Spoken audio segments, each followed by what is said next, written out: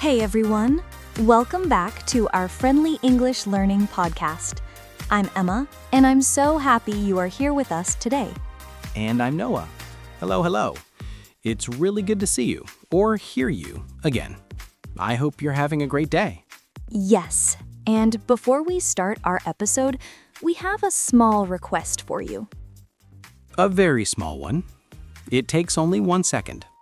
If you enjoy learning English with us, please hit the like button. And don't forget to subscribe to the channel so you don't miss any new episodes.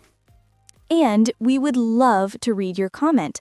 Tell us anything, where you're listening from, what you're learning, or even just say, hi. Yes, your comment helps a lot and makes our day brighter. Okay, now let's begin.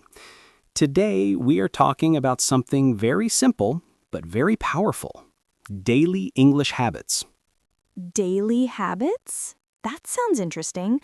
Like small things we can do every day? Exactly. Simple, small actions that help you learn English without stress. Oh, I love this topic. Sometimes people think they need to study for 5 hours a day. Yes, and that is not necessary. Learning a language is not a race. It is a journey, A long journey. but a good one. Yes, and the best part is, you don't need to change your whole life. You just need to add small habits. Like a little piece of English every day. Exactly. So let's talk about some habits that are easy and fun. 1. Listen to English for 5 minutes. Okay, this one is perfect. 5 minutes is nothing. You can listen while brushing your teeth. Or while making your morning coffee. Yes!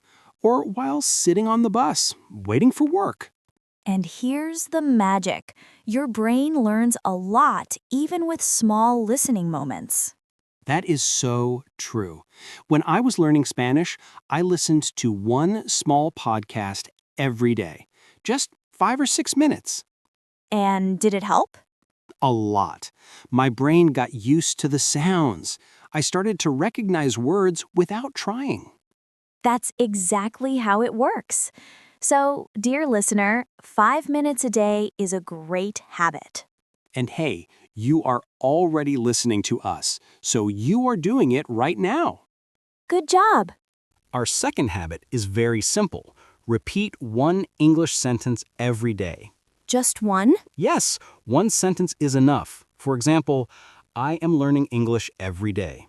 Or, I can speak English better today than yesterday. Oh, I like that one. It feels positive. Yes, and when you repeat a sentence many times, your mouth becomes faster. Your tongue becomes more flexible. It's like exercise. Exactly. Many learners tell us, I understand English, but I cannot speak. So repeating a sentence helps the mouth practice. Right.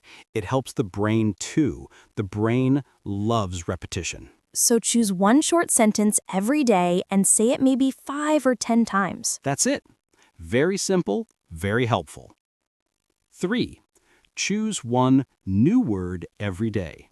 Okay, I love this habit. One new word every day. Yes, people sometimes try to learn 20 new words at once. And the next day they forget all of them. Exactly. One word is enough. One word every day means 365 new words a year. Wow, that is a lot. Yes, and imagine learning 2 words a day. That's more than 700 a year. But even one is perfect. Pick a word and try to use it during the day. Say it, write it, think about it, make a sentence with it. Your brain will remember it easily. Now this next habit is one of my favorites. Think in English for 1 minute. 1 minute only? Yes, just 60 seconds. For example, you can think, I am walking to work. The weather is warm today. I will eat pasta for lunch. Very simple thoughts. Yes, simple English thoughts. This trains your brain to use English naturally. I remember when I was learning French, I started doing this. I tried thinking in French while I was cooking. Did it help? Yes, a lot. At first, it felt strange, but after some days, it became natural. That's what happens. Thinking in English is the bridge between listening and speaking. That's a good way to explain it. 5. Celebrate small wins. And our last habit for today is very important. Celebrate your small wins. Yes, every time you learn something, you should feel happy. Exactly. Learning a new word, understanding a sentence, listening for 5 minutes. These are wins. Sometimes people think only big wins matter, like speaking fluently. But fluency is not one big win. It is thousands of small wins. Like little steps. Yes, and every small step deserves a good job from yourself. I like that. Be kind to yourself. Always. Simple example of a daily English routine.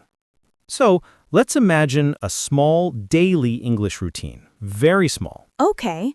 Morning. Listen to English for 5 minutes.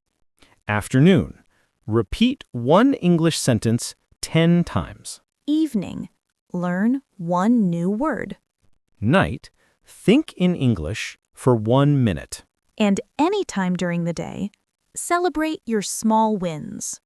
That is easy and powerful. Yes, if you do this every day, after 1 month, you will feel the difference. And after 3 months, you will be surprised by your progress. It works because it is simple. Simple habits grow fast. Wow, Emma, I really like this topic. Simple habits can change everything. Yes, they help you learn English without stress. Just a little every day. And remember, you don't need to be perfect. You just need to keep going. Exactly. A little progress is still progress. And now we want to hear from you. Yes, tell us in the comments, what small English habit will you do today? 1 word, 1 minute, 1 sentence, we want to know. And don't forget to like this episode and subscribe to our channel. Your support helps our podcast grow and reach more learners. You know, one thing I always find funny is how we think we understand people until we actually talk to them. Oh, absolutely. Like when you assume someone is quiet and then one day they suddenly talk for 20 minutes straight about their favorite hobby. That happened to me last week. I met this woman at a cafe. She looked super shy, and then she started telling me everything about her weekend gardening project. Wait, gardening? Yes, she said she planted tomatoes, basil, mint, and something called, I don't remember the name, but it sounded like a plant from a fantasy movie. Dramatic voice, the legendary leaf of eternity. Exactly. And she was so excited. I loved it. It reminded me how passion makes people glow, you know? Totally. And it's great for listeners too, because when you listen to real, natural conversations, you start learning English almost without noticing. Yes, you focus on the story, the vibe, the feelings, and suddenly your listening gets better.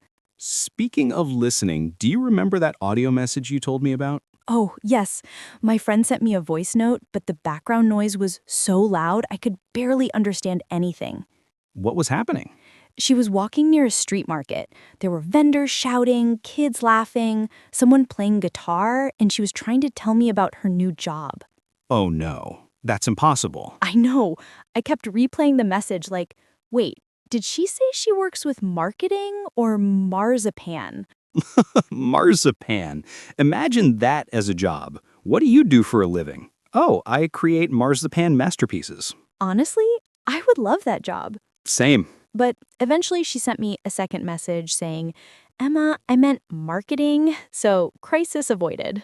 You know what this reminds me of? When I tried to record a voice message at the airport last month. Oh no, airports are like the final boss of background noise. Exactly. I was trying to explain something important, and every 5 seconds there was an announcement.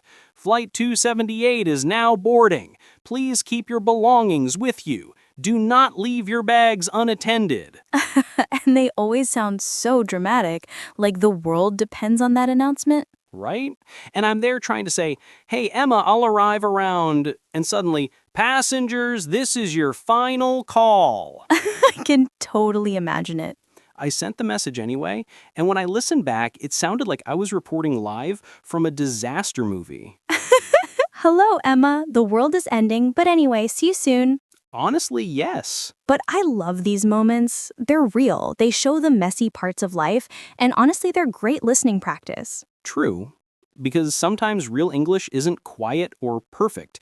It's noisy, fast, full of unexpected sounds. And full of people talking over each other, kids yelling, cars passing. Yes.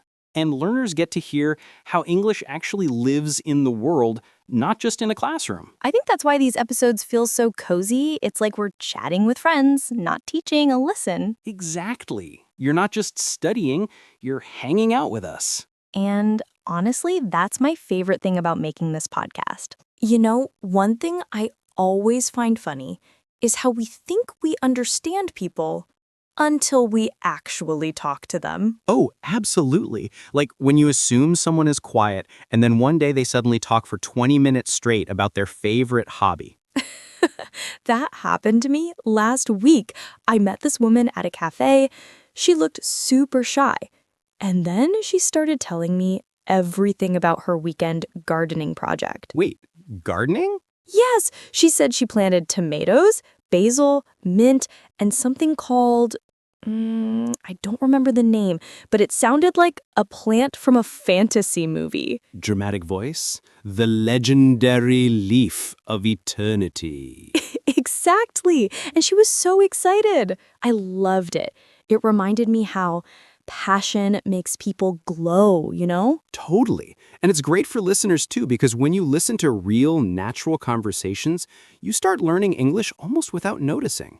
Yes, you focus on the story, the vibe, the feelings, and suddenly your listening gets better. Speaking of listening, do you remember that audio message you told me about? Oh, yes. My friend sent me a voice note, but the background noise was so loud, I could barely understand anything. What was happening?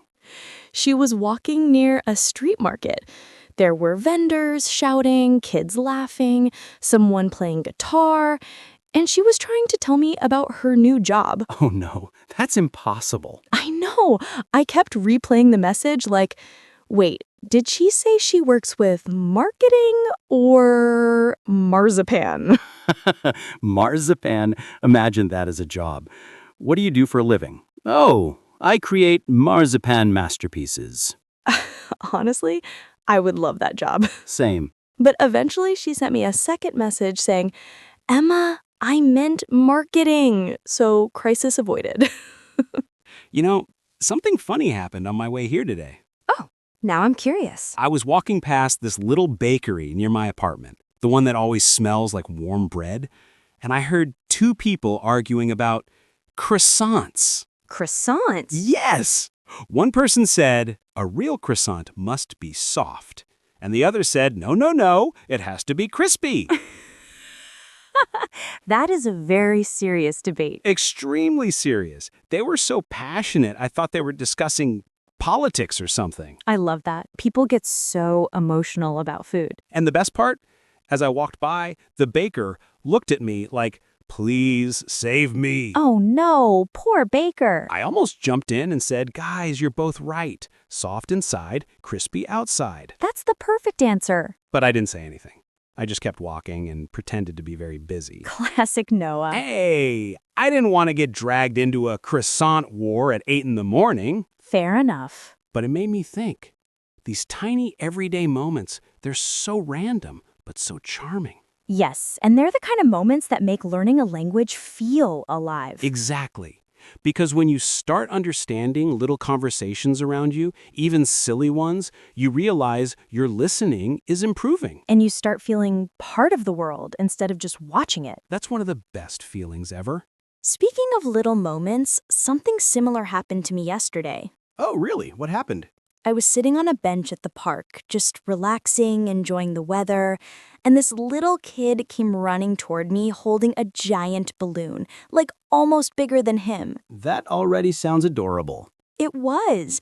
And he suddenly stopped in front of me and said very seriously, "Do you think balloons have feelings?" No way. I swear, I didn't know what to say. My brain completely froze. And what did you answer?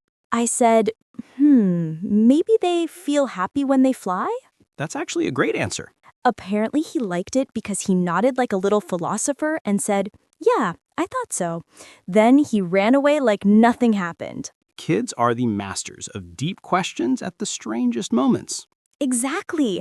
I just sat there thinking, what just happened? But that's the magic of everyday life. You never know when a random moment will turn into a tiny story. And those tiny stories are so good for listeners too. Totally, because real English isn't only big conversations. It's these small interactions you catch in the middle of your day. A kid with a balloon, people arguing about croissants, a noisy voice message at the airport. Yeah, and all of them help your listening in different ways. Different voices, different rhythms, different emotions. And they remind you that language is connected to life. Exactly. It's not just something you study, it's something you live. I love how these little stories connect everything. Language, daily life, curiosity, and even balloons with feelings. Yes, and that's why we're so happy to share these moments with you. Every time you listen, you're not just practicing English, you're joining us in real conversations. And we hope today made you smile, relax, and learn a little without even noticing. Exactly. That's the heart of this podcast. All right, everyone, we're wrapping up for today. But we'll be back soon with more stories, more laughs, and more real-life English for you. And before you go, we have something really important to ask. Yes, if you enjoyed spending this time with us, please make sure to subscribe, like, and leave a comment. It makes a huge difference for our channel, really. When you subscribe and like the episode, you help us reach more learners, and it keeps the podcast growing. And it also tells us that you want more episodes like this, cozy, natural, fun, and great for your listening practice. So don't forget, subscribe, like, comment. It helps more than you imagine. Thank you so much for being here with us today. Take care, keep practicing, and we'll see you next time. Bye, everyone. Bye.